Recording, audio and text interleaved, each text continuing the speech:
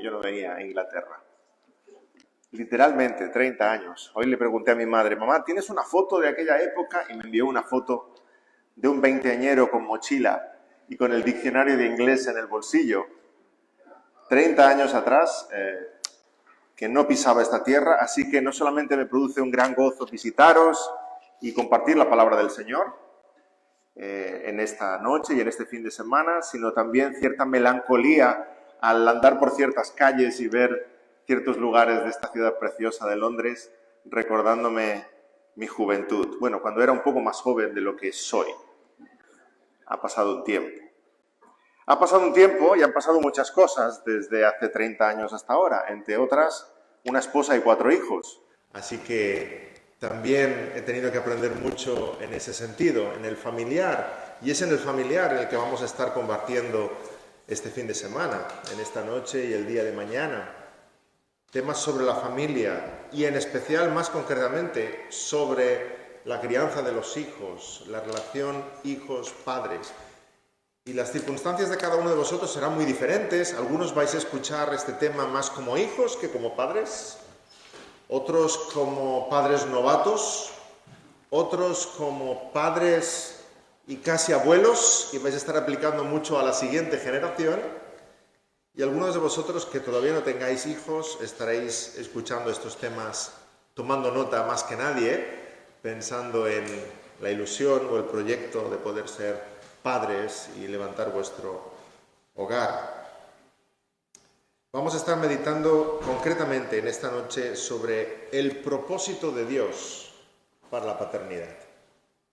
Dicho de otro modo, ¿qué es lo que Dios tenía en mente? ¿Qué es lo que estaba en el corazón de Dios a la hora de inventar esto de ser padres, de esta relación padres-hijos? Pero vamos a tener una palabra de oración antes al Señor. Señor, ponemos este tiempo en tus manos. Padre Celestial, tú que nos has creado a tu imagen y semejanza, que nos enseñas a hablar contigo como Padre que estás en los cielos. Señor, gracias por crear, por inventar la paternidad, esta relación padres-hijos, con un propósito tremendo, un propósito grande, espiritual, que te pedimos que tú grabes en nuestras mentes, que no perdamos la perspectiva, Señor. Que es muy grande lo que tenemos entre manos y el regalo que tú pones delante de nosotros al darnos hijos. Te rogamos, Señor, que tú estés encaminando nuestros pasos, nuestro entendimiento, que tú bendigas a cada uno de los aquí presentes, cada uno con sus preocupaciones, con sus retos. Señor, tú respondas a los corazones y tú, Señor, seas glorificado en cada uno de nuestros hogares. En el nombre del Señor Jesús. Amén. Un pasaje clave a la hora de hablar de este tema, relación padres-hijos, es Efesios capítulo 6. Si tenéis vuestras Biblias, podemos leer los versículos 1 al 4.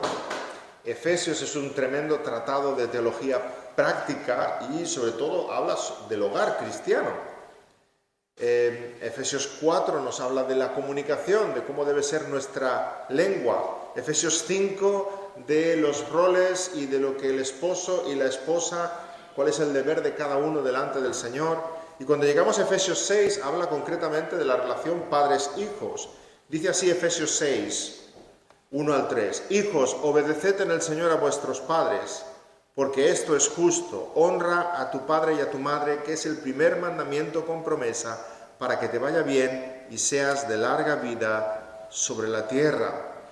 Pero un poco más adelante, si leemos Efesios 6, 4, ahí está hablando directamente a los padres. Y el apóstol Pablo primero habla a los hijos, ahora habla a los padres.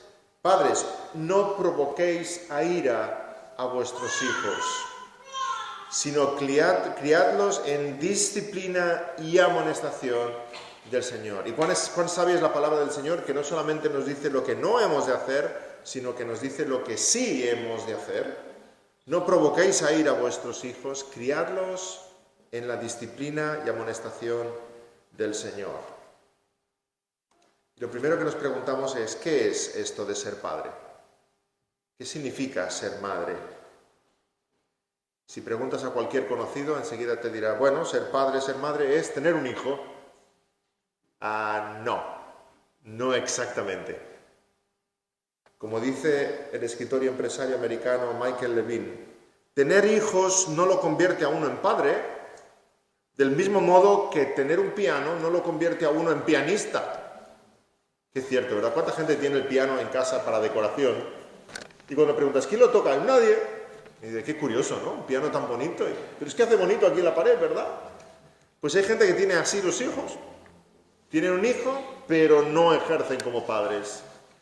Así que tener hijos y ser padre es mucho más que engendrar biológicamente. Es cumplir una función, es cumplir un rol. De hecho, aquel que adopta es padre, aunque no ha engendrado biológicamente al que ha adoptado, pero es su padre. Es una función y esa función ha sido diseñada por Dios y ahí es donde vamos. No vamos a dejar que el mundo nos diga qué significa ser padre o ser madre. Es una función diseñada por Dios. No es padre solamente el que engendra biológicamente, no es padre el que trae un salario cada mes a casa, no eres madre por haber dado a luz. Eres padre o madre cumpliendo un propósito diseñado por Dios para la siguiente generación. Si preguntamos a la gente en nuestra cultura qué significa ser padre, para muchos es solamente una experiencia más. ¿Cuántas veces hemos escuchado esta expresión? No, yo quería ser padre porque quería saber lo que se siente, lo cual es absolutamente egoísta, ¿verdad? Yo quería saber lo que se siente a la hora de ser padre, sentir algo nuevo, pero es una motivación hedonista. Para otros ser padre es un accidente. Realmente no querían ser padres, no querían ser madres, pero querían disfrutar de la sexualidad, querían disfrutar de la vida de pareja y circunstancias de la vida. Vino un embarazo. El problema realmente es que para muchos tener un hijo es un estorbo. Tristemente, lo escuchamos en muchos contextos. Y cada vez más en esta sociedad nuestra se presenta la paternidad y la maternidad como un estorbo. Un estorbo porque te hace gastar más dinero, porque no te da libertad, porque no te deja dormir, porque no puedes ir de vacaciones donde quisieras. Parece que nuestra sociedad esté diseñada por el rey Herodes. Realmente quiere echar a los niños como sea. Y cuando otras mujeres te ven embarazada por la calle, ¿cómo te dicen? ¿Y cuál es? ¿El segundo? ¿El tercero? Ya pararás, ¿no? Mi esposa, que ha tenido 4, ¿cuántos comentarios ha tenido que recibir, verdad? ¡Ay, pobrecita! El 4. Realmente los hijos crecen y algunos padres deciden seguir viviendo como si no tuvieran hijos. Y no tenemos hijos para hacer como si no estuvieran, ¿verdad? No sé si es igual la cultura aquí, pero en España cada vez lo ves más. Los padres aparcan a los hijos. Parece que no quisieran pasar tiempo con ellos. Y están en el colegio, y están en el comedor, y cuando salen van a clase de saxofón, y luego van a piano, y luego van a karate, y llegan a las 10 de la noche el pobre hijo agotado, que casi lo duchas y lo metes en la cama a dormir. Parece que no quieres pasar tiempo con los hijos, no quieres estar con los hijos.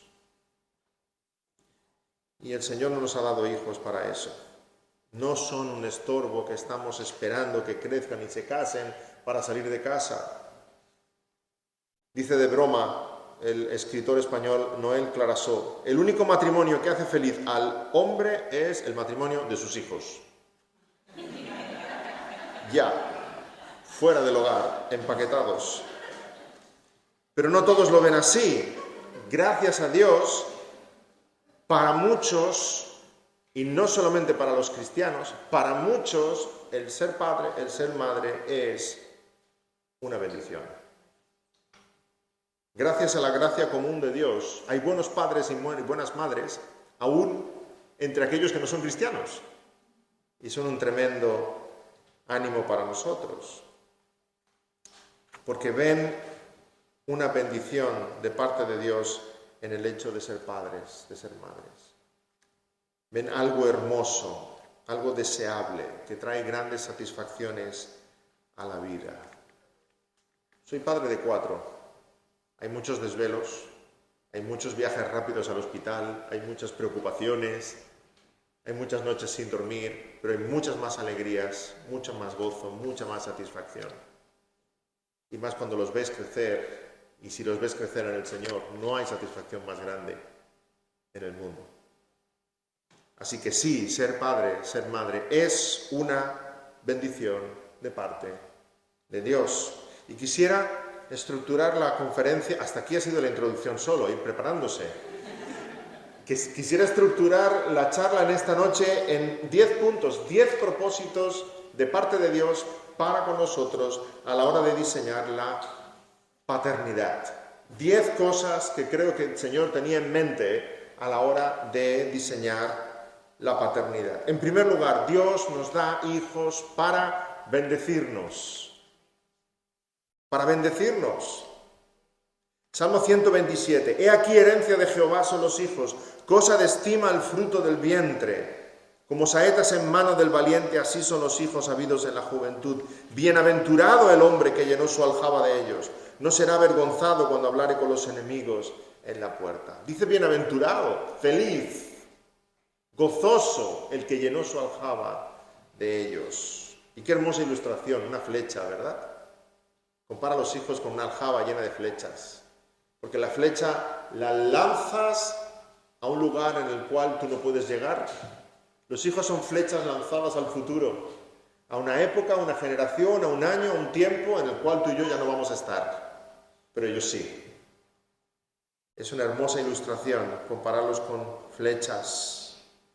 Y cierto que hay mucho trabajo, y mucho desvelo, y muchas preocupaciones, pero es un privilegio, es una bendición. Hay risas, caricias, abrazos, juegos, buenas noticias, bendiciones, las que se ven y las que no se ven, las visibles y las invisibles, porque también hay bendiciones invisibles.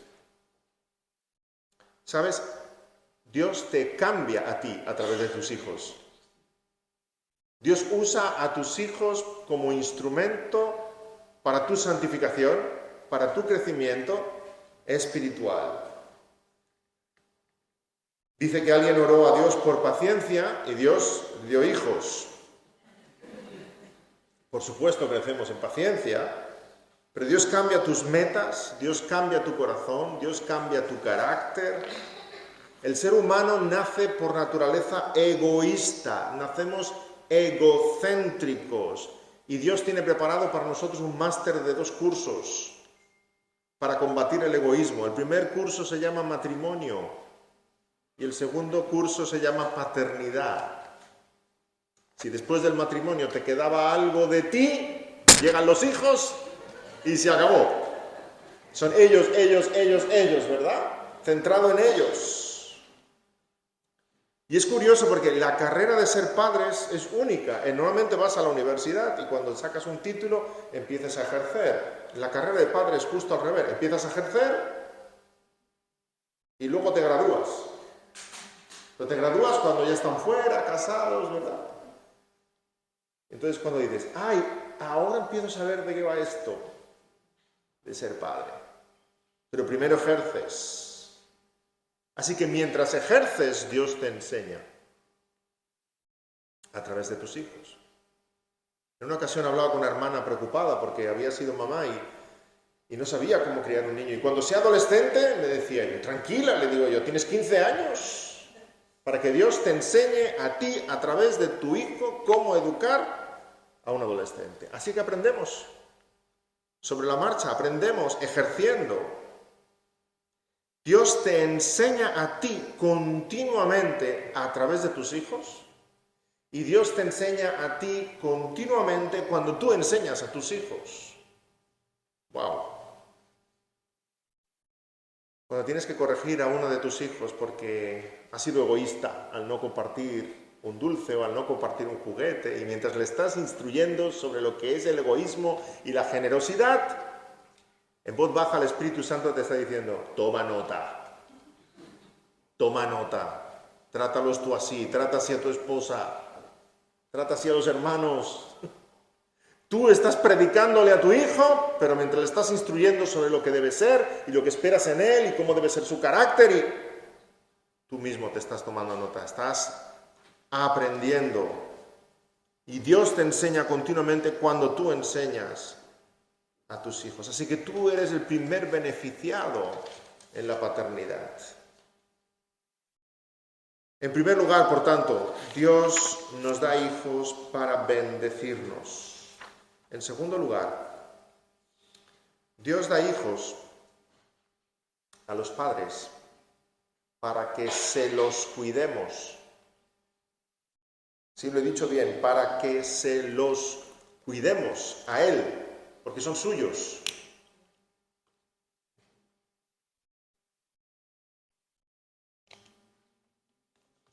Dice el Salmo 24, de Jehová es la tierra y su plenitud, el mundo y los que en él habitan. Y Ezequiel 18:4, he aquí que todas las almas son mías, como el alma del Padre, así el alma del Hijo es mía. Tus hijos son suyos, los tienes por un tiempo, y un tiempo breve, muy breve. Cuando son pequeños dices, wow, esto es el 100% de mi vida. No, crecen y se van. Es un tiempo breve en los cuales les educamos, instruimos, ejercemos una influencia sobre ellos, unos valores, una fe, y no te das ni cuenta y ya son mayores. Mis mayores, los dos mayores tienen 22 y 19. Y ya tienen los dos carnet de conducir, así que ya no los veo ni a ninguno de los dos ni al coche. Y tienen su agenda y van arriba, ya tienen su personalidad, tienen su carácter, tienen sus amistades, tienen sus prioridades. Hay un tiempo breve en el cual ejercer influencia sobre nuestros hijos. Recuerda la historia de José, es vendido como esclavo y llevado a Egipto. Es un hombre joven, 17 años, pero ya tiene todos sus principios bien grabados en su corazón. Recuerda a Daniel cuando fue deportado a Babilonia, probablemente tenía unos 19 años, y cómo Dios lo usa poderosamente en Babilonia. Pero ya tenía formados sus principios y sus convicciones. Hay un tiempo muy breve en el cual tenemos influencias sobre nuestros hijos. Son de barro, son moldeables, pero pronto el barro se seca, se endurece y ahí está su forma. Así que ese tiempo, ese tiempito en el que Dios nos da a nuestros hijos para que se lo cuidemos a Él, somos mayordomos. No son nuestra posesión. No son nuestros, no nos pertenecen. No tienen tampoco por qué reflejar nuestra visión de la vida, nuestras aptitudes, nuestros sueños. No, tus hijos no son para tu gloria, son para Dios, son suyos. Son un regalo de parte de Dios, pero los padres cristianos saben que no pueden hacer con sus hijos lo que a ellos les plazca, que los tenemos por un tiempo para cuidarlos, nutrirlos, guiarlos.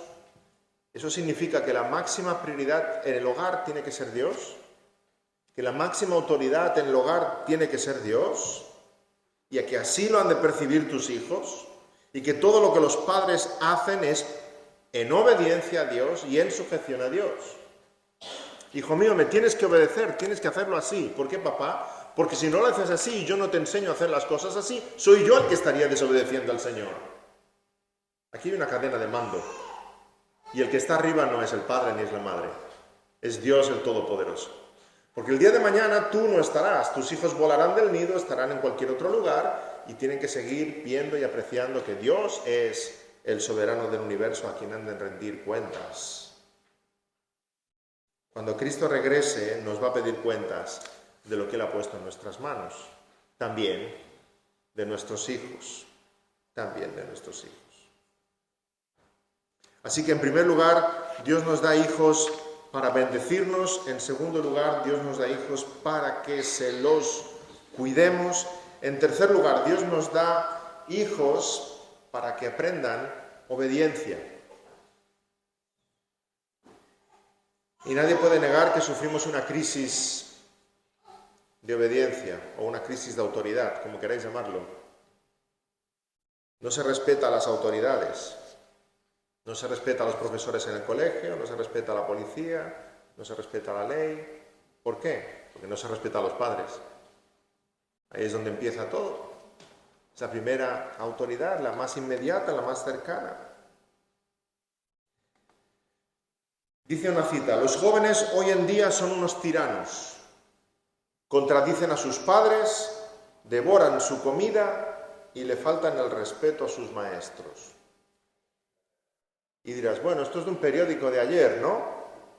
No, esto lo escribió Sócrates hace 2500 años. O sea que no ha cambiado la juventud. Estamos en el mismo problema, la misma crisis. También el político romano Marco Tulio Cicerón escribió en el año 106: estos son malos tiempos, los hijos han dejado de obedecer a sus padres y todo el mundo escribe libros. Me llama mucho la atención la segunda parte, y todo el mundo escribe libros. Es incluso divertido, o sea, estamos tan mal que los hijos no son capaces de obedecer a sus padres, pero todo el mundo escribe libros. O sea, aquí todo el mundo es sabio, ¿eh? Si llegara un extraterrestre y viera todos los libros que tenemos, dirían, los humanos deben ser muy felices porque saben mucho. Pero luego entran en cada casa y examinan el interior de cada hogar y seguramente se llevaría las manos a la cabeza. Nunca se han escrito tantos libros sobre la familia, sobre el matrimonio, sobre el hogar, sobre la comunicación, sobre el perdón, y nunca las familias han sido más infelices y han estado más deshechas. Los hijos han dejado de obedecer a sus padres. Y si escucháramos más lo que dice la palabra del Señor. Efesios 6:1. Hijos, obedeced en el Señor a vuestros padres, porque esto es justo. Éxodo 20. Honra a tu padre y a tu madre para que tus días se alarguen en la tierra que Jehová tu Dios te da. Nuestros hijos necesitan aprender obediencia y escuchar una voz clara de una autoridad que les habla. Y siempre están examinando los límites y viendo cómo salir de la autoridad que tiene por encima. Dejad que os explique una sencilla anécdota. Mi hijo Moisés debía tener unos 4 años. Vivíamos en California porque estábamos en el seminario en aquella época, y al salir de la iglesia había una zona de jardín y había una zona de parqueo, ¿verdad? Una zona grande de parqueo, y mi hijo se fue para jugar allá en esa zona donde había acabado el culto y ya estaban saliendo los coches. Así que yo le digo, Moisés, sal de allí, sal de esa zona porque los coches están saliendo, puede ser peligroso, vente a jugar aquí, al jardín.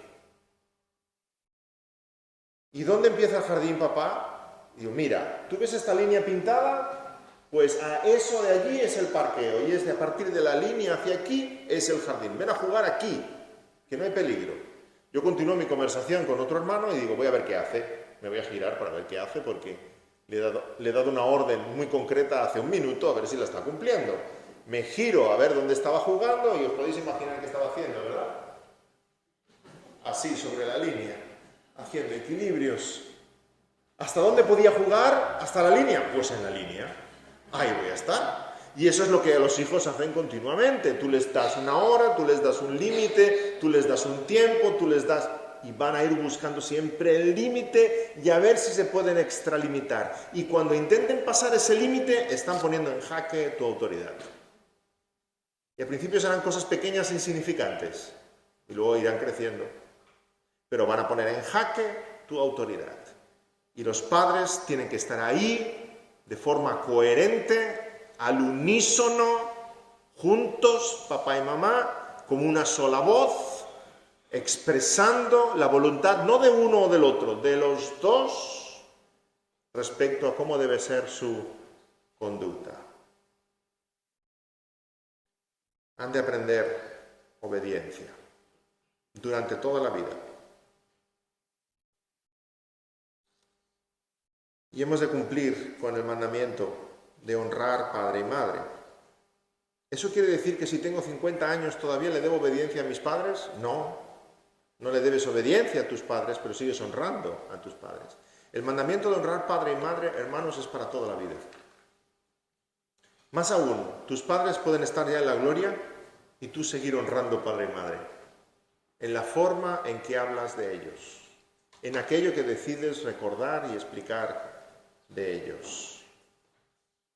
Pero es en el hogar donde se aprende obediencia. Proverbios 23, 22. Oye a tu padre, aquel que te engendró, y cuando tu madre envejeciere, no la menosprecies.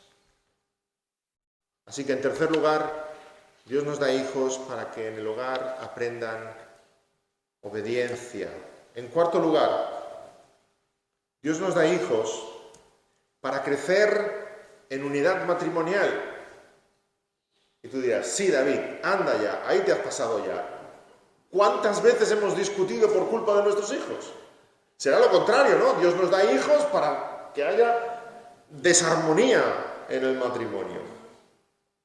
No, los hijos son un tremendo tema de unidad matrimonial. Cuando el matrimonio está bien. Cuando hay desavenencias en el matrimonio y llega un hijo, lo único que hace es traer mayores tensiones. Dicho de otro modo, nunca es una buena solución buscar un hijo para arreglar el matrimonio. Nunca. Al contrario, la llegada de un pequeño lo que va a hacer es amplificar tal como está el matrimonio.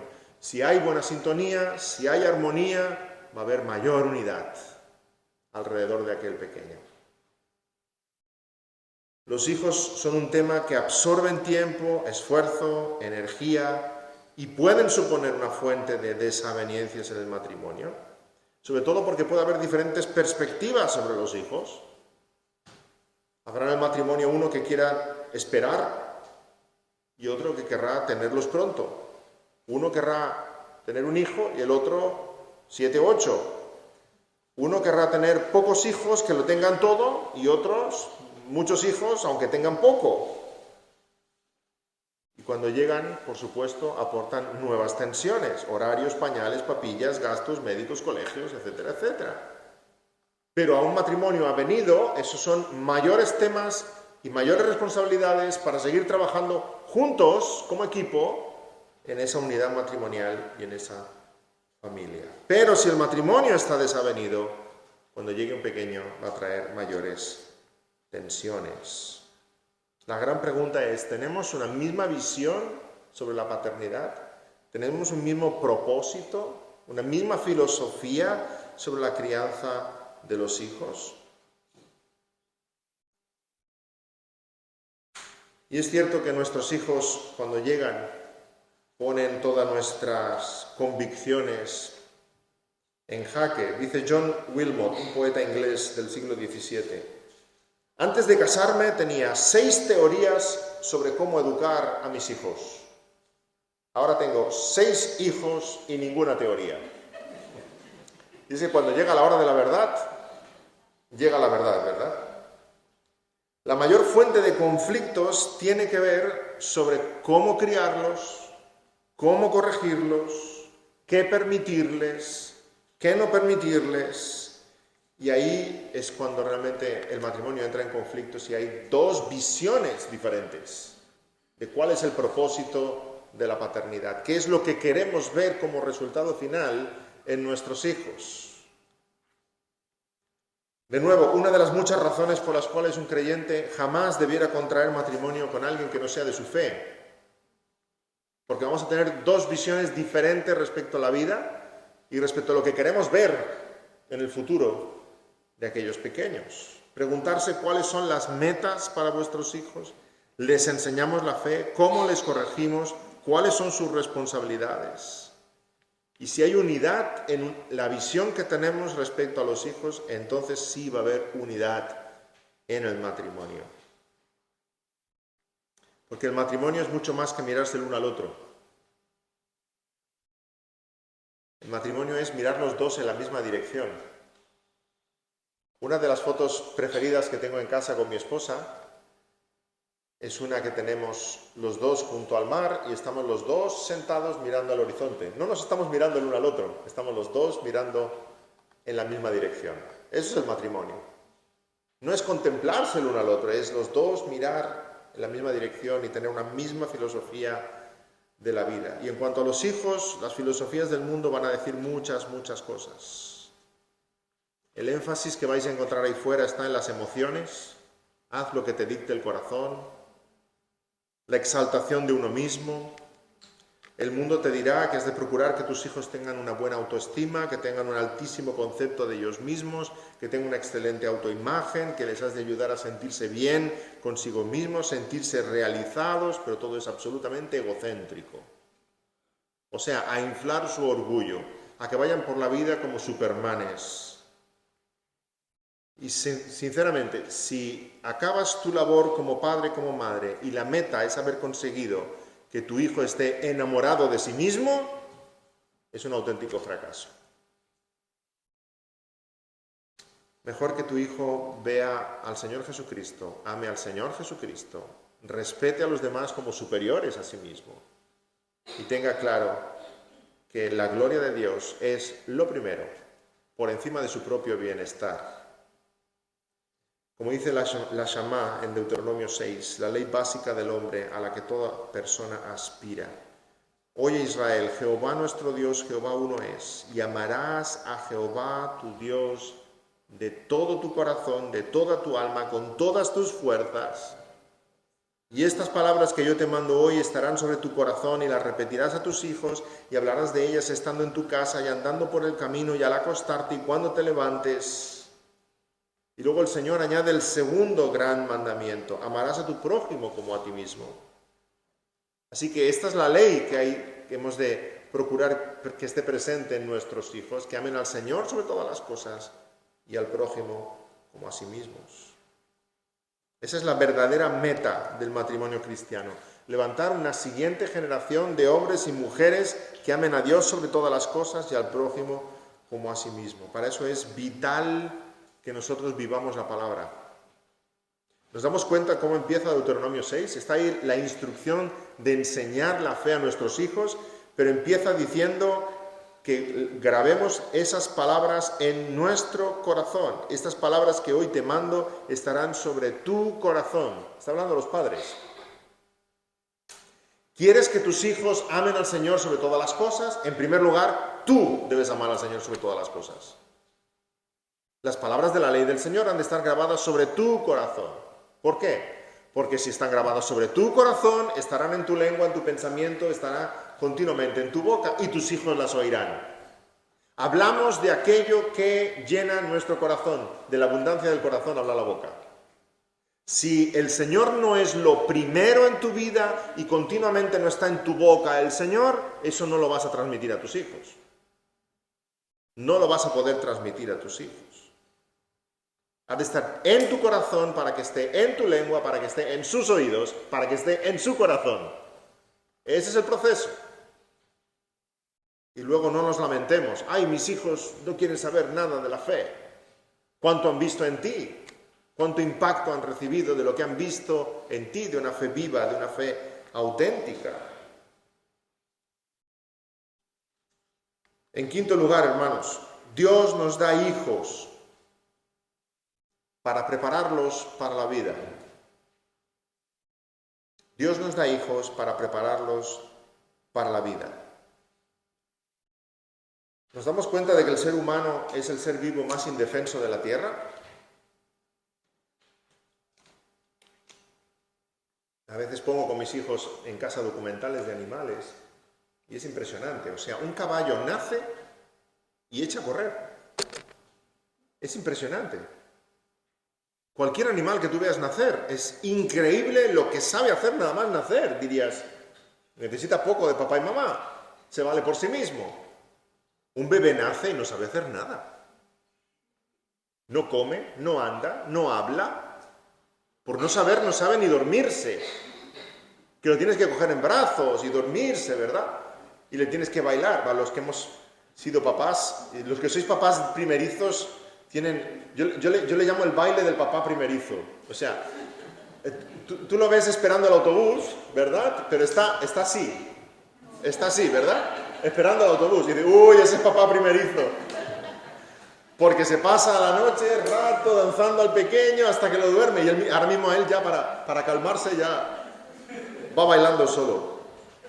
Ni dormir se sabe, tienes que ayudarle, dar el chupete, cantarle una canción, y ni dormir se sabe. El ser humano es el ser vivo más indefenso cuando nace, necesita padres.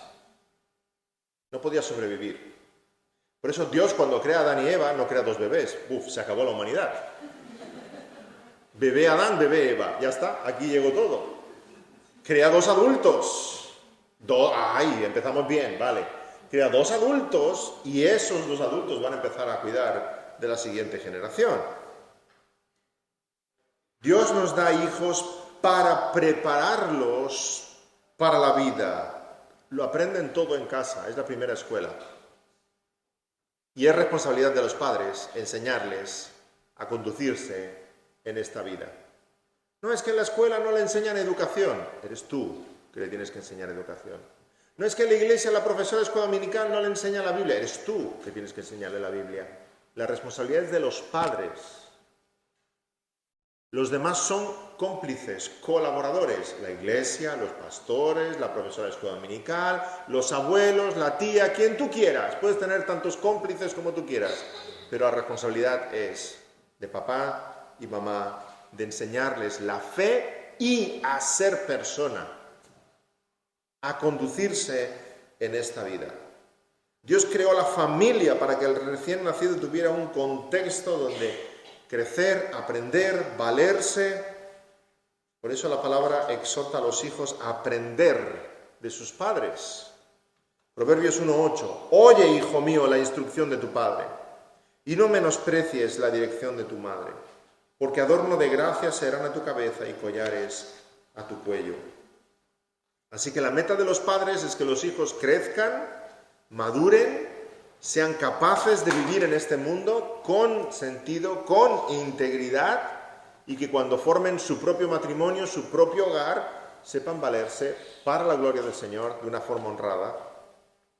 Los hijos crecen y viven grandes cambios, dice 1 Corintios 13, cuando yo era niño hablaba como niño, pensaba como niño y juzgaba como niño, mas cuando ya fui hombre dejé lo que era de niño. Hay grandes cambios, tremendos, y en ese proceso tan rápido de cambio, los padres tenemos la responsabilidad y el privilegio de ayudar a nuestros hijos a formarse, formar su carácter, formar quiénes serán.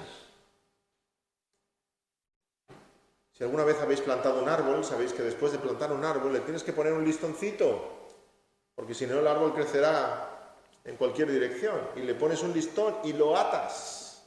Del mismo modo, nuestros hijos crecen, y si queremos que sean árboles frondosos con fruto, tenemos que instruirlos en los caminos del Señor, tenemos que enseñarles la voluntad del Señor, y ese proceso es muy rápido.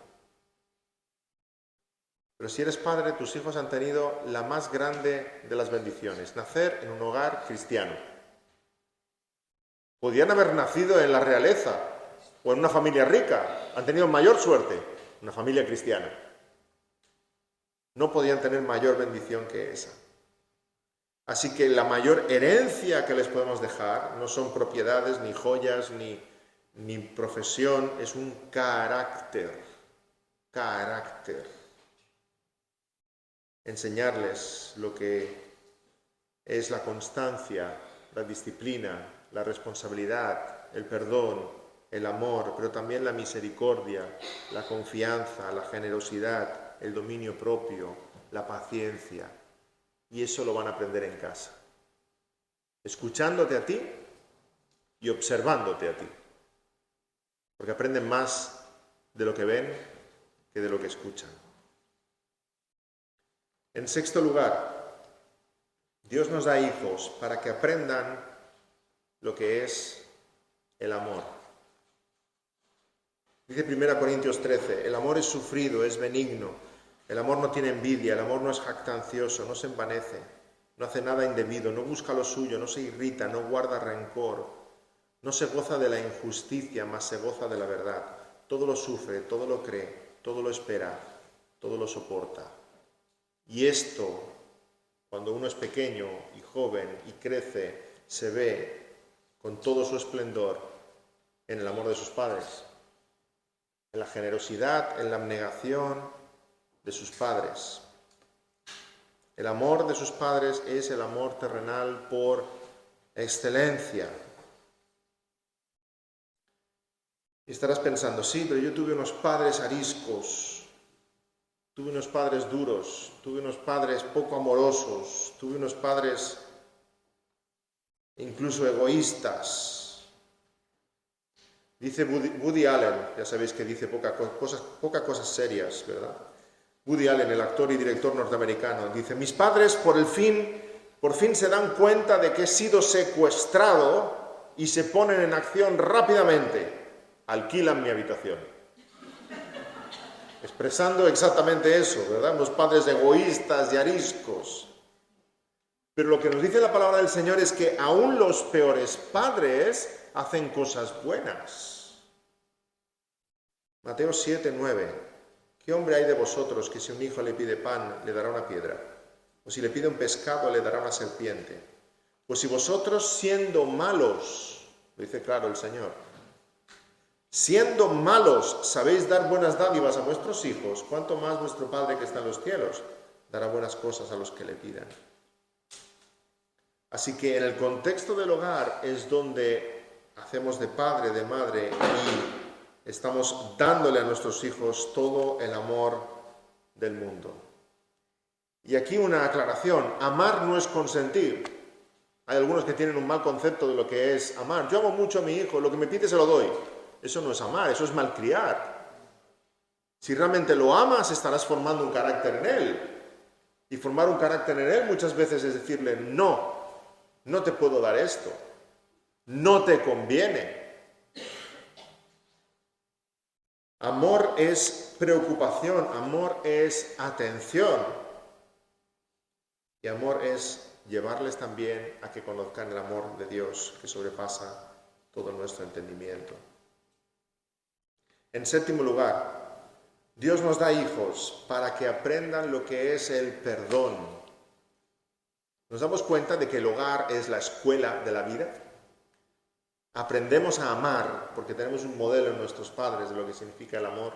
Aprendemos a perdonar porque también vemos en nuestros padres lo que significa perdonar. En casa se aprende lo que es el bien y lo que es el mal. En casa se aprende lo que significa ofender y pedir perdón. Así que haz que tus hijos pidan perdón y pide perdón a tus hijos. Os aseguro que no hay nada más humillante, pero más refrescante que pedir perdón a tu hijo, sobre todo si tiene 3 añitos. Le has levantado la voz, te has pasado con él y ya se ha ido a acostar, pero vas al lado de su camita y le dices: cariño, te he hablado mal, ¿me perdonas? Claro que sí, papá. Tenemos mucho que aprender de nuestros hijos, ¿eh? Son rápidos en perdonar. Claro que sí, papá, y te da un abrazo y te da un beso. No es solamente restaurar la relación con tus hijos, es una lección viva de lo que significa ofender, pedir perdón y dar perdón. Y eso lo tienen que ver continuamente en el hogar. Que tus hijos se pidan perdón si hay ofensas entre ellos, si hay una ofensa a su madre. Y el perdón tiene que ser público si la ofensa ha sido pública. Si la ofensa ha sido en privado pedimos perdón, pero si la ofensa ha sido a la hora de la cena y han faltado el respeto a su madre y estábamos todos sentados, hay que convocar a la familia. Fulanito tiene algo que decir. Pues que antes le he dicho a mamá tal palabra y está mal, ¿me perdonas, mamá? ¿Verdad que todos han visto la ofensa? Todos ven la disculpa y todos escuchan de la madre. Sí, te perdono. Según sea la ofensa, así será la restauración. Que pidan perdón de forma clara. Enséñales a pedir perdón de forma clara y a dar perdón de forma clara. El perdón, hermanos, es una transacción. Pido algo que yo no tengo, perdón, y me dan algo de forma clara y lo recibo. Si esa transacción no es clara, las cuentas siguen pendientes. Si las cuentas siguen pendientes, acumulamos temas. Si acumulamos temas, crece el rencor. Si crece el rencor, se deteriora la relación. ¿Nos damos cuenta? de que esta es una vitamina básica que necesitamos para nuestros hogares. Se pide perdón y se da perdón de forma clara, diáfana. Te he ofendido con esto, ¿me perdonas? Sí, te perdono. Gracias. Es una transacción, pero lo hacemos tan mal como podemos. Oye, aquello de antes, sí, no, ya está, no, ya, no igual, no pasa nada. Ah, no pasa nada, o se lo puedo hacer cada día. No, si ya lo olvidé. No, si no me ofendí. No, ya. Llevas 24 horas pensando en lo mismo. No me ofendí. Lo hacemos tan mal como podemos. Y además lo hacemos tan mal como podemos delante de nuestros hijos. Con lo cual, esa es la escuela que ellos están heredando. Demos perdón, pidamos perdón de forma clara, diáfana. Y que entiendan que en casa es donde nos soportamos mutuamente, donde nos herimos y nos curamos. Y eso es la convivencia. Crecemos juntos. Aprendemos paciencia, aprendemos perdón. Y cuando uno haya de pedir perdón, que entendamos que el Señor exactamente eso es lo que hace con nosotros. Él nos perdonó. ¿Por qué tenemos que perdonar? Porque Él nos perdonó muchísimo más de lo que nosotros podamos jamás perdonar. ¿Recordáis la parábola de los dos deudores? Aquel al que el rey le perdonó tantísimo y se fue y se encuentra con un consiervo y lo agarra de la solapa y le dice, me debes tanto, ¿me lo tienes que pagar? No puede ser así nunca entre nosotros. Tu capacidad de perdonar muestra que has sido perdonado. Y tu incapacidad de perdonar a otro está dando a entender que no conoces el perdón de Dios. Pero si realmente el rey te ha perdonado tanto, eres capaz de perdonar al que te debe tan poco. Porque Él nos ha perdonado, ahora nosotros podemos perdonar. Efesios 4:32. Sed benignos unos con otros, misericordiosos, perdonándoos unos a otros, como Dios también os perdonó a vosotros en Cristo. Ya concluyendo, hermanos, número 8. Dios nos da hijos para protegerlos. Dios nos da hijos para protegerlos. Nuestra sociedad es una tremenda paradoja. Somos capaces de cuidar a los desvalidos, cuidamos a los indocumentados, cuidamos a los ancianos, cuidamos a los enfermos, aun cuando hay gente que está en enfermedades crónicas, que no puede moverse, cuidamos a los animales que están en peligro de extinción, pero somos capaces de matar millones de bebés en las clínicas abortistas. Es una grandísima paradoja, es incomprensible. Los hijos debieran de recibir la mayor protección de sus padres y que sean sus padres los que acaben con ellos. Es incomprensible lo que sucede en nuestro tiempo. El niño, que es lo más indefenso, lo más tierno, Dios le ha dado el contexto de unos padres que son sus defensores, son sus protectores. El mundo está lleno de peligros y los padres son los protectores de sus hijos. Aunque a veces los hijos no lo entiendan. No puedes ver esos dibujos animados. ¿Por qué? Mis compañeros lo ven. No puedes tener teléfono móvil. Todo el mundo lo tiene en clase. Aunque para ellos lo vivan como un fastidio, luego van a crecer, luego van a entender que era parte de esa función que nosotros estamos cumpliendo de protegerlos de aquello que no les conviene. No les conviene todo lo que ellos creen que les conviene. Si tu hijo de 2 años te pide para jugar los cuchillos de la cocina, no se los vas a dar. Y se va a enfadar porque le parecen maravillosos, pero no se los vas a dar, por mucho que llore y patalee. Así que no es el hijo el que establece el criterio, son los padres los que establecen el criterio de lo que le conviene y lo que no. En 9º lugar, Dios nos da hijos para formar su pueblo, para formar su iglesia. Dios nos da hijos para que los eduquemos en sus caminos. Dios nos da hijos para formar una descendencia digna de Él. Sí, somos llamados a ir por todo el mundo y predicar el Evangelio a toda criatura. Somos llamados a ir a Jerusalén, a Judea, a Samaria y hasta el último de la tierra. Pero primero Jerusalén, primero en casa. Y los primeros discípulos que tienes son los que no se deben perder, los que tienes en casa. A los que puedes hablar todas las horas del día, a los que puedes testificar continuamente, a los que puedes llevar a la iglesia, con los que puedes orar, con los que puedes abrir la palabra, con los que puedes cantar alabanzas. No vayas a la China o a Indonesia a ganar discípulos de Cristo y pierdas los que tienes en casa. Para formar su pueblo. Y oramos que el Señor nos dé oportunidades de compartir el Evangelio con tantas personas que no le conocen, pero ¿oras por tus hijos? Oras por cada uno de ellos por nombre y de Señor, dame oportunidades para hablarle de ti a este hijo mío, a esta hija. Te ruego que te conozca, que acerques su corazón a ti, que le alejes del mundo y de los peligros que hay, que lo acerques a la fe. Hazme un cristiano coherente, que vea en mí la luz de Cristo. Quiera Dios que nuestros hijos, el día de mañana, todos ellos sean auténticos soldados del Señor Jesucristo y a su vez formen un hogar cristiano donde también transmitan la fe. Y punto número 10 y último, y ya os dejo descansar, hermanos. 10. Dios nos da hijos para que sean sus hijos. Porque no hay mayor gozo que nuestros hijos sean hijos de Dios. No hay mayor gozo. Y para ilustrar el amor y la relación que Dios tiene con nosotros, Dios creó la relación padre-hijo. No lo he dicho al revés.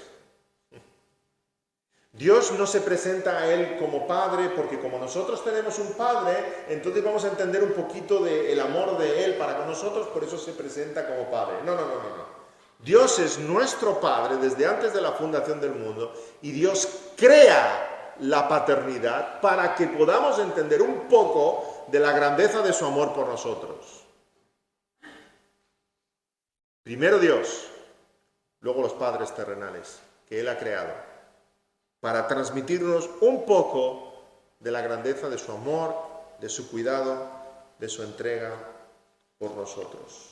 Dios podría haber hecho que nos reprodujéramos de 1000 otras maneras diferentes, pero lo hizo así, a través del matrimonio, a través de la paternidad, para ilustrar verdades espirituales.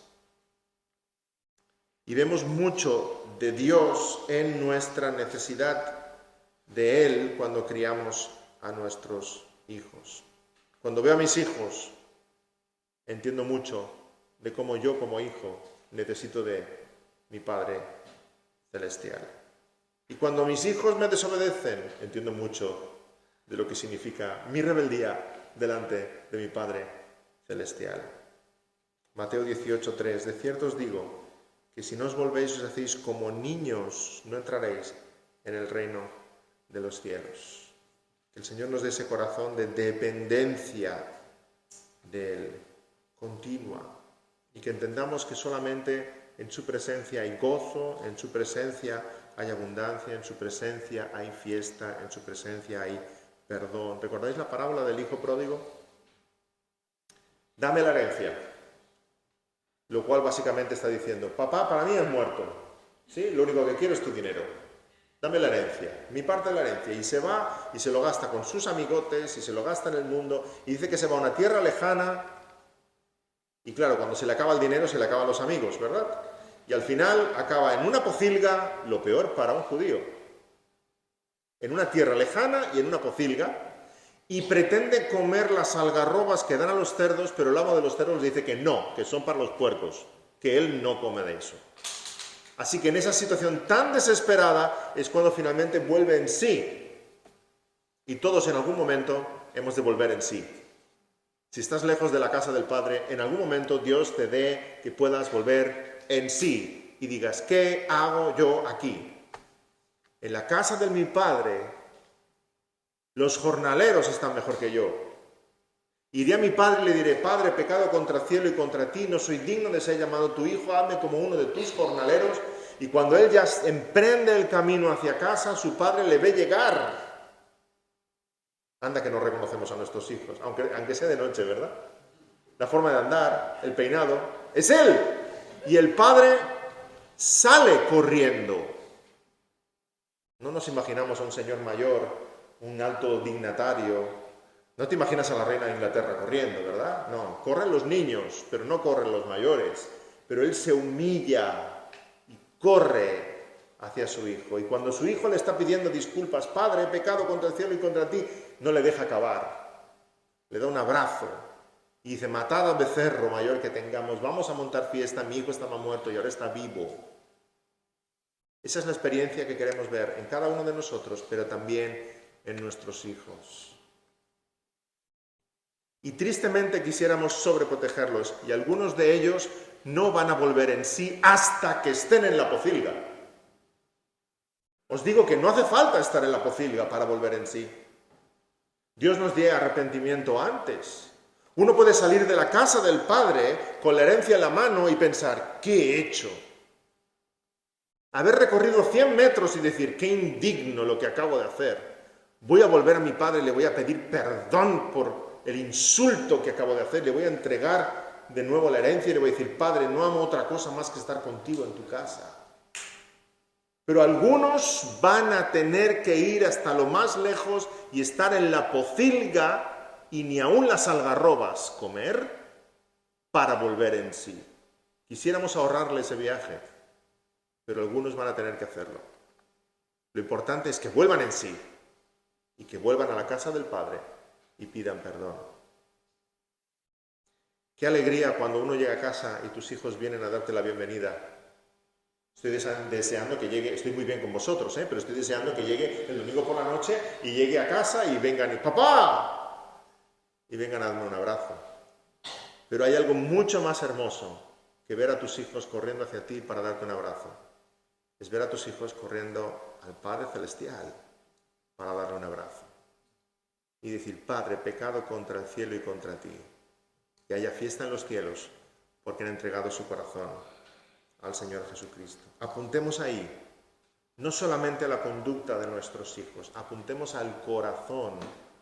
¿Por qué late el corazón de nuestros hijos? ¿Qué es lo que aman? ¿Qué es lo que sienten? ¿Qué es lo que desean? ¿Qué es lo que esperan? Porque si el corazón está orientado hacia el Señor, de ahí brotarán todas las demás cosas en la vida. Quisiera acabar con el Salmo 144, versículo 12 y versículo 15. Sean nuestros hijos como plantas crecidas en su juventud, nuestras hijas como esquinas labradas como las de un palacio. Bienaventurado el pueblo que tiene esto, bienaventurado el pueblo cuyo Dios es Jehová. Amén, oremos. Señor, gracias por el don de la paternidad, de la maternidad. Señor, gracias por nuestros hijos, pues que son un regalo de ti, Señor, un regalo de tu parte. Te pedimos que como buenos mayordomos sepamos conducirlos, enseñarles, exhortarles, consolarles, hablarles al corazón y guiarlos, Señor, al fin y al cabo a tus pies. Que ese abrazo del Padre Celestial sea todo nuestro deseo y nuestro tesoro. En el nombre del Señor Jesús te damos las gracias. Amén.